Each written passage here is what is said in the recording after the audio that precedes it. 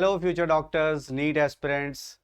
एक बार फिर से हमारे चैनल एकेडजा पे आपके लिए एक बहुत ही इम्पॉर्टेंट चैप्टर की स्ट्रैटेजी बनाई गई है। चैप्टर को ग्रिप करने के लिए चैप्टर का नाम देख लेते हैं। चैप्टर 18 है ये, क्लास 11 सिलेबस से, बॉडी फ्लूइड्स एंड सर्कुलेशन। तो बच्चों ये बात समझ लीजिए कि बॉडी फ्लूइड में खाली ब्लड नहीं आएगा, लिम्फ भी आएगा, ठीक है ना, और उसका सर्कुलेशन। चलिए देखते हैं इस चैप्टर के इंपॉर्टेंट पॉइंट्स में क्या क्या आता है।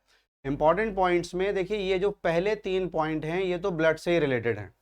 Blood composition, function and properties, then blood groups, और उसके बाद में ब्लड कौन किसको देगा और कौन किससे लेगा, ठीक। And of course coagulation of blood, जो स्टार्ट होता है कहां से, इंजरी से, और जाता है क्लॉट तक। तो पूरा कैस्केड यहां पर आपको पढ़ करके जाना है। पूरा कैस्केड इसको बोलते हैं, सीक्वेंशियल रिएक्शंस, एक के बाद दूसरा, एक पर दूसरा dependent, and all that. Then lymphatic system और इम्यूनिटी, इसको लिंक कर दिया गया है class 12 chapter 8 human health and disease. यहां पर इम्यून सिस्टम हम पढ़ते हैं, लिम्फेटिक सिस्टम का और भी बेहतर आइडिया वहां जाकर के हमको होता है। Then human circulatory system, heart का स्ट्रक्चर और function. Then the most important part is cardiac cycle, जिसमें कार्डियक आउटपुट, स्ट्रोक वॉल्यूम और हार्ट रेट की बात की जाती है।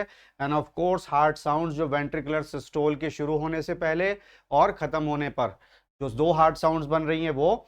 और जैसा कि मैं आपको हमेशा बताता हूं कि ह्यूमन बॉडी के जितने भी ऑर्गन सिस्टम्स हैं वो सब नर्वस सिस्टम और हार्मोन के अंडर में काम कर रहे हैं। तो ये रेगुलेशन ऑफ कार्डियक एक्टिविटी में हमको पढ़ना है।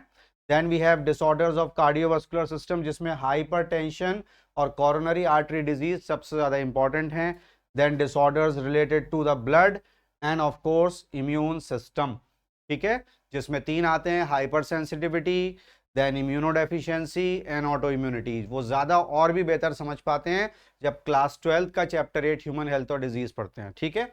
अब मूव करते हैं इस चैप्टर के इजी टॉपिक्स की तरफ। देखिए यहां पर हमने ब्लड ग्रुप्स और ब्लड ट्रांसफ्यूजन को रखा है, क्योंकि दोनों ब्लड ग्रुप जो ह्यूमन बॉडी में हमको मेंशन किए गए हैं, एबीओ ब्लड ग्रुप और आरएच फैक्टर, वो दोनों यहां पर इंक्लूड कर लेंगे आप लोग। एबीओ ब्लड ग्रुप के चारों type, A B, A B and O, और कौन किससे लेगा कौन किसको देगा ये आपको समझ करके चलना है विद द साइन कि अगर यूनिवर्सल डोनर है तो वो ओ निगेटिव होगा, और यूनिवर्सल रेसिपिएंट है तो ए बी पॉजिटिव होगा, ठीक है। Then you have lymphatic system and immunity, ये इजी टॉपिक में आता है। ह्यूमन सर्कुलेटरी सिस्टम, जहां पर हम हार्ट का जो पूरा का पूरा कंडक्टिंग सिस्टम है उसकी स्टडी करते हैं, ऐसे नोट से लेकर के और परकिंजी फाइबर्स तक बच्चों, ठीक है।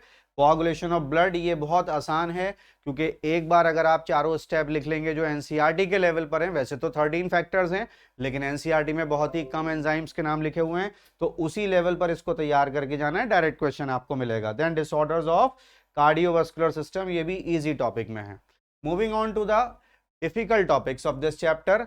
बच्चों रेगुलेशन ऑफ कार्डियक एक्टिविटी को इसलिए बोला गया है क्योंकि अक्सर ये बच्चे भूल जाते हैं, इसलिए इसको डिफिकल्ट में रखा गया है कि आप इस पर बुक मार्क लगा लें। जो भी जहां पर भी एनसीईआरटी में ये मेंशन है, how the cardiac activity is regulated, although हम बोलते हैं कि हमारा हार्ट ऑटो एक्साइटेबल है, हार्ट बीट ऑटोमेटिकली जनरेट होती है, but of course it is under the neural control of our nervous system.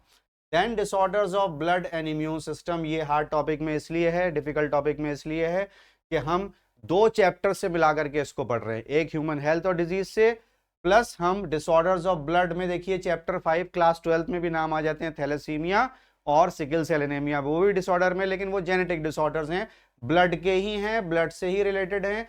लेकिन जो खास चीज है यहां पर 3 चीजों में डिफरेंशिएशन आना चाहिए बच्चों आपको। एक है हार्ट अटैक, दूसरा है हार्ट फेल्योर, और तीसरा है कार्डियक अरेस्ट। इन तीनों का डिफरेंस आपको आना चाहिए, ठीक है। ये जितनी भी बेसिक चीजें हैं, ऑफ कोर्स कार्डियक अरेस्ट, इन तीनों का बेसिक डिफरेंस आपको बनाना है अपनी रेड बुक के अंदर। रेड बुक जिसमें कि आप वो पॉइंट्स लगते हैं जिनको भूलने के चांसेस आपके ज्यादा होते हैं, ठीक है ना।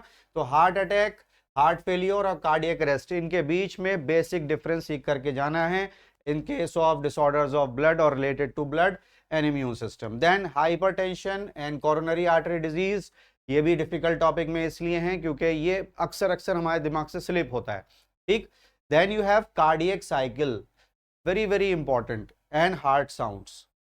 डिफिकल्ट टॉपिक में इसलिए हैं क्योंकि बच्चों को ये पूरा पेज पढ़ के समझ में नहीं आता, तो इसको बच्चों पॉइंट्स में याद करिए, या इसकी आप फेजेस बना लीजिए कि एट्रियल सिस्टोल, वेंट्रिकुलर सिस्टोल और वेंट्रिकुलर डायस्टोल, उसी से रिलेटेड है हमारा ईसीजी, कार्डियक साइकिल को ही एक्सप्लेन करता है। और उसके बाद में फिर आते हैं ब्लड पर। ब्लड जिसके दो पार्ट आपको स्टार्ट करने हैं या प्रिपेयर करने हैं, प्लाज्मा और फॉर्म्ड एलिमेंट्स। और फॉर्म्ड एलिमेंट्स में सारी की सारी सेल्स आपको वहां सीख करके जानी है जो ब्लड के अंदर पाई जाती हैं। प्लाज्मा में कॉम्पोजिशन 92% वाटर, 7% प्रोटीन्स और 1% इनऑर्गेनिक और ऑर्गेनिक सॉल्यूट, क्योंकि ये लिंक कर देगा बच्चों आपको कहां पर, जब आप चैप्टर 17 पढ़ते हैं रेस्पिरेटरी सिस्टम, तो वहां पर भी हम देखते हैं CO2 transport in the form of bicarbonate ion. तब भी हमको पता चलता है कि प्लाज्मा में Na+ और Cl- हैं और आरबीसी के अंदर SCO3- और K+ है, तो उनका मूवमेंट ये प्लाज्मा से ही जा रहा है और प्लाज्मा में ही आ रहे हैं, तो दोनों चैप्टर लिंक हो जाते हैं। अक्सर मैं बच्चों से बोलता हूं कि जो कई सारे चैप्टर्स में एक चीज 2 चैप्टर में या 3 चैप्टर में है, तो उसको अपनी बायोलॉजी की स्पेशल कॉपी में लिख लीजिए जिसका नाम हमने रखा हुआ है BSc। तो अगर वो 50 पेजेस की कॉपी बनेगी, 5 पेजेस की नहीं, 50 पेजेस की कॉपी बनेगी, तो हर एक पेज पे वो कॉमन पॉइंट्स आ जाएंगे और 50 क्वेश्चन नीट के आपको मिल जाएंगे वहां पर। ऑलराइट बच्चों, चलिए देखते हैं इस चैप्टर को पढ़ने के प्रीरिक्विजिट्स क्या क्या हैं। सेल स्ट्रक्चर और फंक्शन आपको आना चाहिए, बायोमोलिक्यूल्स का आइडिया होना चाहिए, टिश्यू ऑफ कोर्स जो चैप्टर 7 है स्ट्रक्चरल ऑर्गेनाइजेशन इन एनिमल्स, उसमें से ब्लड, वहां पर इतना अच्छे से पढ़ लो कि यहां आकर के जो 30% पार्ट है ना चैप्टर का, ये blood 30% part of the chapter, तो इस 30% पार्ट को आप वहीं पर कंप्लीट करके आ जाते हैं। And of course basics of blood chemistry, के ब्लड के अंदर कौन कौन से ऑर्गेनिक सॉल्यूट्स हैं, कौन कौन से इनऑर्गेनिक सॉल्यूट्स हैं। ठीक है बच्चों, चलिए देखते हैं अब इस चैप्टर की प्रीवियस ईयर वेटेज क्या कहती है। देखिए 2023 में 2 क्वेश्चंस, 2022 में 3 क्वेश्चंस, देन 21 में 2, 20 में 3 और 19 में 4 क्वेश्चंस। तो हम तो ये कहेंगे कि 3 to 4 क्वेश्चंस इस चैप्टर से आपको मस्ट एसेंशियल मिलने वाले हैं।